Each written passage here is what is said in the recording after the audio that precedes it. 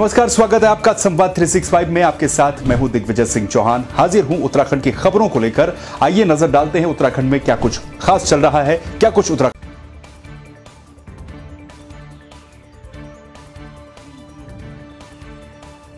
उत्तराखंड की राज्यपाल बेबी रानी मौर्य गुरुवार को हरिद्वार दौरे पर रहीं, जहां उन्होंने चंद्राचार्य चौक पहुंचकर श्री रामचंद्र की मूर्ति का लोकार्पण किया।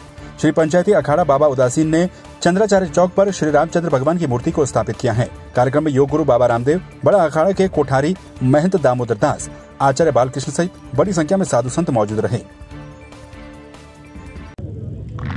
जो आज श्री चंद्र भगवान की जो मूर्ति का अनावरण किया, जो एक महान संत थे जिन्होंने उस समय जाति प्रथा को, ऊंच नीच को खत्म करने का एक बीड़ा उठाया था, लेकिन आज भी वो देखने को मिल रही है। तो हम सब को वो यही संदेश देना चाह रहे हैं कि जो ऊंच नीचे जाति पाते ये खत्म हो और सभी प्रेम से रहें, भाईचारे से रहें, और जो भी भारत पे इस समय परेशानियां हैं वो जल्दी से जल्दी समाप्त हों।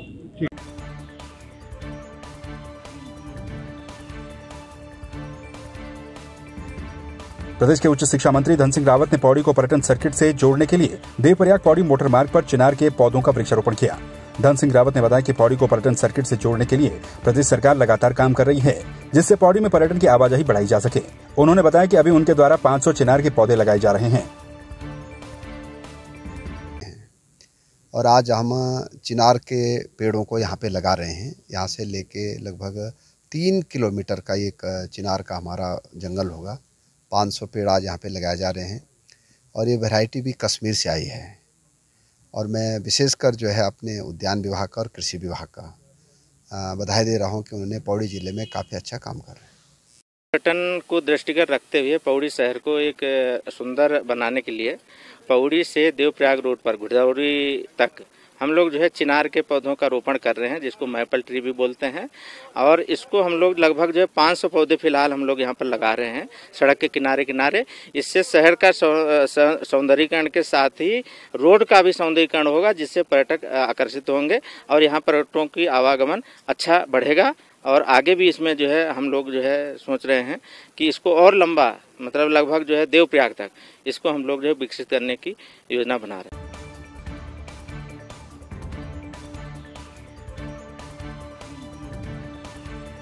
पौड़ी जिले के चौबाटघाल विधानसभा के संगला कोटी में क्रिकेट महोत्सव का समापन हो गया, जिसमें 30 टीमों के द्वारा प्रतिभाग किया गया।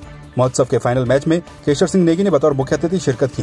फाइनल मुकाबला संगल कोटी क्रिकेट क्लब और कोटेश्वर महादेव क्रिकेट क्लब के बीच खेला गया, जिसे कोटेश्वर महादेव क्रिकेट क्लब ने अपने नाम किया। मैं एक खिलाड़ी रह चुका हूँ, इसलिए मेरे को यहाँ पे आने में भी कोई संकोच नहीं था। मैं जानता हूँ कि जितने भी खेल प्रेमी होते हैं, जितने भी खिलाड़ी होते हैं, जो आयोजक कमेटियाँ होती हैं उसमें भी सारे खिलाड़ी ही होते हैं, तो वो चाहते हैं कि कोई ना कोई हमारे बीच में आए और इस तरह का हमारे को एक ऊर्जा मिलेगी। इस तरह के हमारे ग्रामीण क्षेत्र में जो जैसे हमारा ये संगला कोटी ग्रामीण क्षेत्र है, इसमें कई चीज़ें हमारे इस क्षेत्र को मिलेंगी कोई प्रतिनिधि आने के बाद में। हमारे यहाँ पे ये क्रिकेट का आयोजन किया गया, जिसका सुबह 14 फरवरी से स्टार्ट किया गया हमारे द्वारा। और हम समिति के और हमारे बाजार के युवा सदस्यों ने हमारा बहुत बढ़िया से सहयोग दिया इस आयोजन को करवाने के लिए। और आज ये हमारा अंतिम दिन, तो ये आज का अंतिम दिन जो फाइनल मैच था, जिसमें कोटेश्वर महादेव की टीम, संगला कोटी ही की टीम है जो विजयी हुई है। इसमें एक हमारे साथ में हमारे श्री केशर सिंह नेगी जी मेहमान के रूप में आए हुए हैं, जो कि आज हमारा संपूर्ण सफल बनाने के लिए आयोजन को हमारा सहयोग देने के लिए आए यहाँ पे।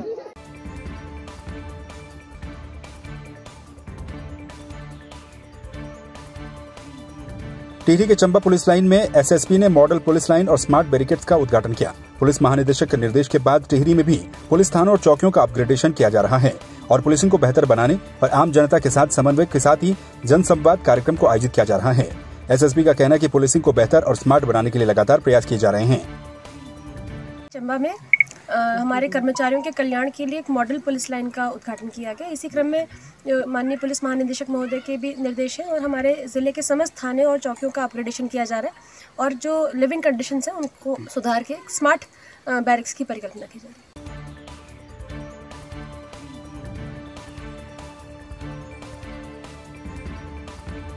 टिहरी पहुंचे राज्यसभा सांसद प्रदीप टमटा ने चमोली आपदा को लेकर राज्य और केंद्र सरकार पर निशाना साधते हुए कहा कि चमोली के रैणी में आपदा प्रबंधन तंत्र पूरी तरह से फेल साबित हुआ।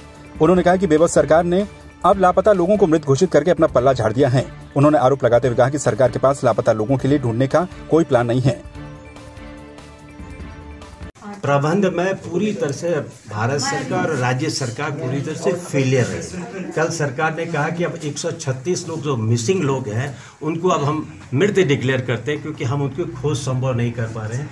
जबकि सवाल था भारत सरकार को पहले तो इस विषय में सोचना चाहिए था कि उस संवेदनशील क्षेत्र में जब जंगल आंदोलन के कारण जंगलात को कटान पर प्रतिबंध लगा दिया गया है, वहाँ पर क्यों हमने पावर प्रोजेक्ट को अनुमति दी। लेकिन अगर किसी तरह पावर प्रोजेक्ट को दी भी थी, क्या इस तरह की आपदा आ सकती है? 2013 का अनुभव था, उसके लिए हमारे पास क्या आपात प्लान है? उस प्लान की पूरी कमी तुरंत दिखाई दे।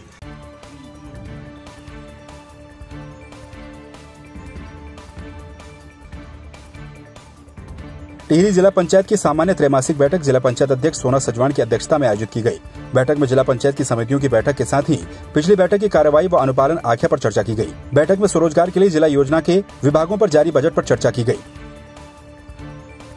पंचायत की त्रैमासिक बैठक है। इस बैठक में आज जिला पंचायत का जो आगामी बजट है वो पेश होगा। उस बजट का अनुमानित जो बजट है 40,05,54,600 रुपये है। और जिला पंचायत के बैठक में सक्षम अधिकारी बुला रखे हैं, जैसे उद्यान विभाग, कृषि विभाग, सिंचाई विभाग और समाज कल्याण विभाग। जो जिला योजना में जो हम पैसा दिया गया है उस पैसा का सदुपयोग कैसे करना। उद्यान विभाग को 10 करोड़ मिला हुआ है, जिला कृषि विभाग को भी 10 करोड़ मिला हुआ है।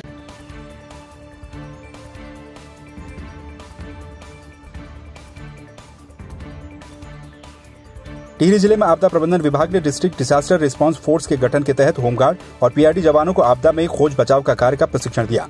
प्रत्येक तहसील में 10-10 होमगार्ड और पीआरडी जवानों को आपदा खोज बचाव का 5 दिन का प्रशिक्षण दिया जा रहा है, जिससे आपदा के समय क्विक रिस्पांस के लिए ये लोग तैयार रहें। आपदा प्रबंधन खोज बचाव एवं फर्स्ट एड चिकित्सा प्रशिक्षण दिया जा रहा है।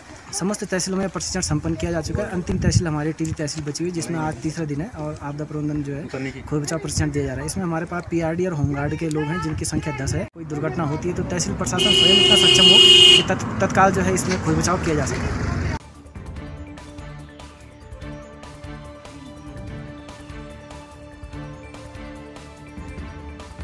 मुख्य सचिव ओम प्रकाश की अध्यक्षता में गुरुवार को सचिवालय में कोविड-19 वैक्सीनेशन को लेकर स्पेशल टास्क फोर्स की बैठक संपन्न हुई। मुख्य सचिव ने जिलाधिकारी हरिद्वार को सख्त निर्देश दिए कि कुंभ ड्यूटी में लगे लोगों का 100% वैक्सीनेशन करवाया जाए।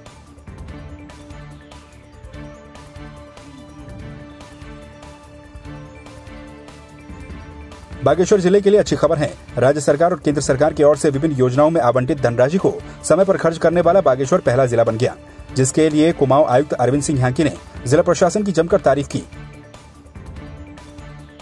तो मुझे बड़ी खुशी है आज बागेश्वर में, जब मैंने जिला योजना, राज्य योजना या CSS या EAP हर प्रकार के कार्यक्रम को रिव्यू किया, तो मुझे अन्य जनपदों की तुलना में यहाँ बहुत अच्छा प्रोग्रेस मुझे देखने को मिला है और अच्छी प्रगति परसेंटेज के टर्म्स में भी, फिजिकल टर्म्स में भी, फाइनेंशियल प्रोग्रेस भी अच्छी है। और मुझे उम्मीद है कि जितना एलोकेशन गवर्नमेंट ने किया है उसको आप विद इन टाइम अर्थात मार्च के अंदर ही सब कुछ कार्य पूर्ण करते हुए अपने लक्ष्य प्राप्ति वित्तीय और भौतिक दोनों कर लेंगे।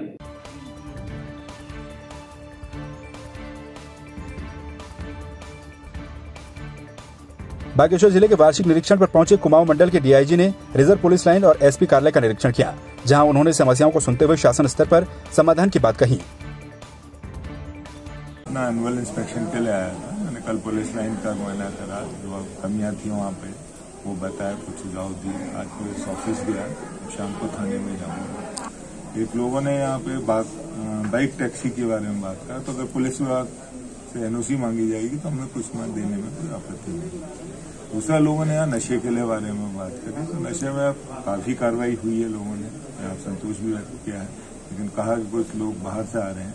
उनसे ये हमने अपेक्षा करी है कि हमें सूचना दें।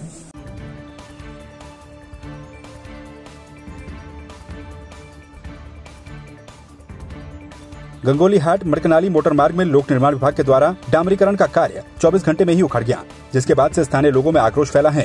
क्षेत्र के दौरे पर पहुंचे सांसद अजय टमटा और विधायक मीना गंगोला को भी लोगों ने मौके पर ले जाकर उखड़ी हुई सड़क दिखाई।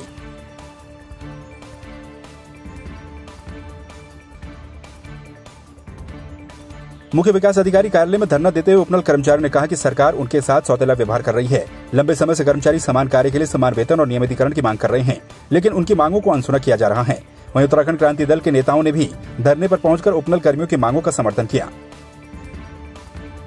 उपनल कर्मचारी हमारी जो प्रशासनिक व्यवस्था है उसकी रीढ़ है, लेकिन आज इनका शोषण किया जा रहा है। समान कार्य के लिए समान वेतन और नियमितीकरण की मांग उपनल कर्मचारियों की रही है और लंबे समय से संघर्ष करने के बावजूद हमारी सरकार इनकी मांग नहीं मान रही है। तो आज यहाँ पर उपनल कर्मचारी धरने पर बैठे हैं, तो इनको हम उत्तराखंड क्रांति दल की ओर से पूरा समर्थन दिया है और आगे भी हम उपनल कर्मचारियों के साथ खड़े रहेंगे। और हमने ये भी कहा है कि उत्तराखंड क्रांति दल की सरकार बनती है तो उपनल कर्मचारियों को समान कार्य के लिए समान वेतन दिया जाएगा और इसके साथ ही इनको संविदा पर नियुक्ति दी जाएगी। हमारे उपनल कर्मचारियों की बस यही मांग है सरकार से कि हमारा नियमितीकरण किया जाए, हमें समान कार्य के लिए समान वेतन दिया जाए। आखिर हमारा ऑफिसों में क्यों शोषण किया जाता है? हम इतना काम करते हैं, 24 आवर्स ड्यूटी देते हैं, लेकिन हमें फिर अधिकारियों के दबाव में रहना पड़ता है कि कहीं ये हमें हटाए ना। वो कहते हैं कि हमारी जो तुम्हारी चाबी है वो हमारे हाथ में है, आखिर सब कुछ हम इन्हें देखना है तुम्हारा, हमें क्यों ये बार बार सोचना पड़ता है। उपनल महासंघ की प्रदेश कार्यकारिणी के आह्वान पर उनके निर्देशों पर 22 एवं 23 फरवरी का हमारा कार्य बहिष्कार था और इसी के क्रम में हम यहाँ पर हैं। पूरे प्रदेश स्तर का ये कार्यक्रम है। मुख्य जो कार्यक्रम हमारा चल रहा है जो कार्य बहिष्कार का, वो देहरादून के धरना स्थल पर है। और हमारी जो मुख्य मांग थी गत वर्षों से थी कि समान कार्य के लिए उपनल कार्मिकों को समान वेतनमान दिया जाए, समान कार्य का समान वेतन दिया जाए। इसके लिए माननीय उच्च न्यायालय ने, उत्तराखंड के उच्च न्यायालय माननीय न्यायालय ने ये निर्देश दिया था सरकार को गत वर्ष से कि वो उपनल कार्मिकों को समान कार्य का समान वेतन दे और इस प्रक्रिया को 1 साल में पूर्ण करे। इसके विरुद्ध राज्य सरकार ने माननीय उच्चतम न्यायालय में, माननीय सुप्रीम कोर्ट में SLP दायर की है और हमारी ये मुख्य मांग है आज बनी हुई कि समान कार्य के लिए समान वेतन का जो राज्य माननीय न्यायालय ने सरकार को निर्देश दिया था राज्य सरकार को, उसको पूर्ण करे, उसको लागू करे।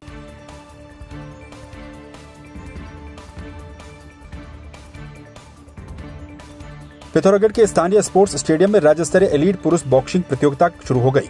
2 दिनों तक चलने वाली इस प्रतियोगिता में 13 टीमों के 68 खिलाड़ी प्रतिभाग कर रहे हैं। प्रतियोगिता का उद्घाटन जिले के मुख्य विकास अधिकारी अनुराधा पाल ने किया। इस दौरान जिला क्रीड़ा अधिकारी संजीव पौड़ी ने बताया कि राज्य के बच्चों को बेहतर मंच देने के उद्देश्य से प्रतियोगिता का आयोजन किया जा रहा है। इस प्रतियोगिता में राज्य भर से 13 टीमों द्वारा प्रतिभाग किया जा रहा है। इसमें कुल 68 खिलाड़ियों द्वारा प्रतिभाग किया जा रहा है और सभी राज्य के सभी जनपद और इसके अलावा जो साइड ट्रेनिंग सेंटर पिथौरागढ़ में है और काशीपुर में है, ये अक्की की टीमें प्रतिभाग कर रही हैं। इस प्रकार की जो खेल प्रतियोगिताएं हैं उनको कराने का जो हमारा उद्देश्य है, जो दूर दराज की प्रतिभाएं हैं उनको एक मंच प्रदान करना है, जिससे कि वो हमारे जनपद का, राज्य का, राष्ट्र का, हमारे अंतर्राष्ट्रीय स्तर पर नाम रोशन कर सके। धन्यवाद।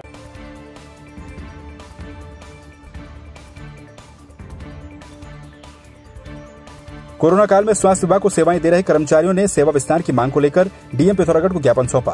कर्मचारियों का कहना है कि उनका अनुबंध 28 फरवरी को खत्म होने वाला है, जिसके बाद उनका भविष्य अधर में लटक जाएगा। कोरोना के संबंध में हमारा जो अनुबंध था वो हम बढ़वाने के लिए आए हैं।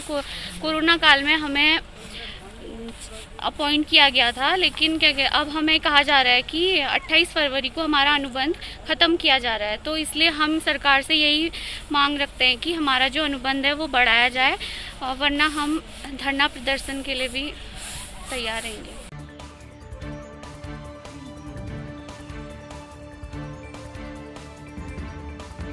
पिथौरागढ़ जिले के बंगापानी क्षेत्र में पिछले साल की आपदा के जख्म अब भी हरे हैं। क्षेत्र के मदरमा गांव का एक वीडियो सामने आया है, जहां मरीज को ग्रामीण कुर्सी पर उठाते हुए सड़क तक पहुंचाते हुए नजर आ रहे हैं, जिसके लिए ग्रामीणों को उबड़-खाबड़ रास्ते पर 7 किलोमीटर का सफर तय करना पड़ता है।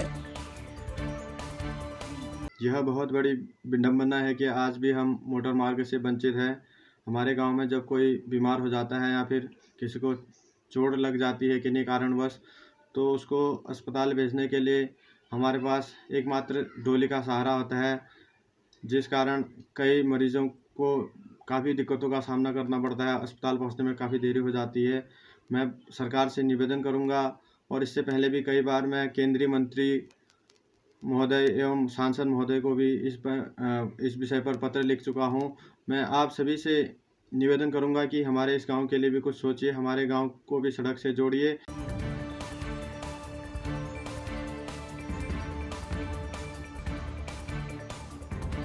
गुलदार के हमले में मृतक के परिजनों को मुआवजा नहीं मिलने से नाराज कांग्रेस अब कोर्ट का दरवाजा खटखटाने जा रही है। पिथौरागढ़ के पूर्व विधायक मयूख महर ने बताया कि डीएफओ की हठधर्मिता के चलते पीड़ित परिवार को 5 महीने गुजरने के बाद भी मुआवजा नहीं दिया गया, जबकि मजिस्ट्रेट जांच में भी उस व्यक्ति की गुलदार के हमले में मृत्यु की पुष्टि हुई है। हमने जिलाधिकारी से संदर्भ में बात की थी। भूपेंद्र सिंह सोन ओटा निवासी, लेलू निवासी, उनकी मृत्यु बाघ के द्वारा हुई थी और हमने जिलाधिकारी को ज्ञापन दिया था। पर जो पिथौरागढ़ के प्रभागी वनाधिकारी डीएफओ हैं, उनकी हठधर्मिता के कारण या उनके घमंड के कारण उस गरीब युवक को आज तक मुआवजा नहीं दिया गया है। फिर उनके कहने के अनुसार उस पर मजिस्ट्रेट जांच बिछाई गई। मजिस्ट्रेट जांच में भी जो मजिस्ट्रेट ने अपने निर्णय दिए हैं वो उस युवक के पक्ष में दिए हैं। उन्होंने उस घटना को बाघ के द्वारा मारा गया पाया और अपनी आख्या जिलाधिकारी को दी है। उसके उपरांत भी मजिस्ट्रेट जांच की उपेक्षा डीएफओ द्वारा की जा रही है। अब हम उसके खिलाफ जनहित याचिका माननीय उच्च न्यायालय में लगाएंगे और उस आदमी को न्याय दिलाएंगे।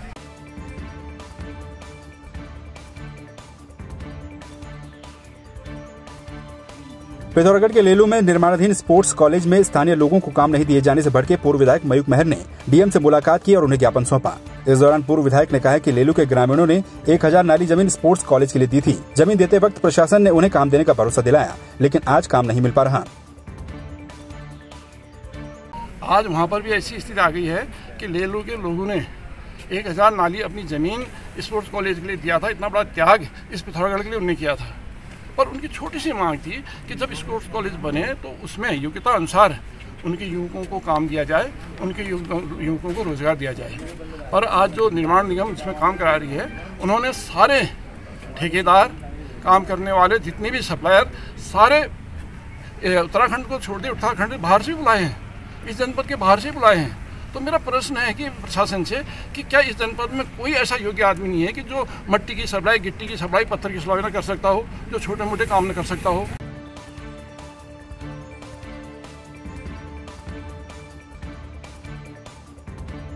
चमोली जिले के पोखरी ब्लॉक में केदारनाथ वन प्रभाग के नागनाथ रेंज में जंगल धू धू कर जल रहे हैं। आग लगने से पोखरी क्षेत्र के साथ ही आसपास की घाटियों में गहरा धुआं छा गया है, जिससे यहाँ पर रहने वाले लोगों को सांस लेने में भी दिक्कत हो रही है। पूरी रात से आज तक यहाँ पर आग बुझाने में लगे हुए हैं बटमा में, और हमारे गांव की महिलाएं, बुजुर्ग सब, कोई रोटी लेके आ रहा, कोई पानी लेके आ रहा। हम लगातार यहाँ पर आग बुझाने का प्रयास कर रहे हैं। 70% आग हमने बुझा दिया है, बाकी जो भी बचे हुए हैं उसको भी बुझाने का प्रयास कर रहे हैं। पूरे टीम के साथ अलग अलग टीम बनाई हुई है। कल जैसी आग लगी थी यहाँ पे, वैसी खबर मिली, जैसी धुआं उठा, हम तुरंत यहाँ पहुँच गए। यहाँ पे पहुँचे तो बस आग पे काबू, ग्रामीण लोग भी हमारे साथ काफ़ी अच्छा सहयोग किया। हमारे साथ जो लोग हैं उन्होंने भी अच्छा सहयोग किया और जल्दी से जल्दी पहुँच गए। लेकिन चट्टानी इलाका होने की वजह से इतनी मशक्कत करने के बाद रात के 2:30 बजे तक हम लोग यहाँ इस जान जोखिम में डाल करके ऐसा लगे ही बिल्कुल ऐसे रहे। नमस्कार दोस्तों, मैं इस समय मौजूद हूँ आज जो हापला घाटी के सिरगढ़ गांव में। यहाँ का जो भटमा तोक है और जो अन्य तोक हैं, वहाँ पर कल देर रात से लगातार आग लगी हुई है। समा 365 की टीम भी यहाँ पहुँची है। देर रात से लगातार हम यहाँ पर मशक्कत कर रहे हैं, ग्रामीणों के साथ आग बुझाने का जो है वो लगातार प्रयास कर रहे हैं। ऐसे में 70% आग जो है वो बुझ चुकी है। लगातार कई दिशाओं में अभी भी आग लगी हुई है। वन विभाग और अन्य ग्रामीण, महिला मंगल दल और अन्य लोग लगातार आग पर मशक्कत करने की कोशिश कर रहे हैं और अभी मशक्कत जारी है। अब देखने वाली ये बात होगी कब जाकर आग पर काबू किया जा सकता है। संदीप बर्तवाज, समा 365 पोखरी। तो आपने देखा उत्तराखंड में क्या कुछ खास चल रहा है, क्या कुछ उत्तराखंड की खबरें रही। एक बार फिर से आपके सामने हाजिर होंगे उत्तराखंड की कुछ और खबरों के साथ। तब तक के लिए आप बने रहिए संवाद 365 के साथ। नमस्कार।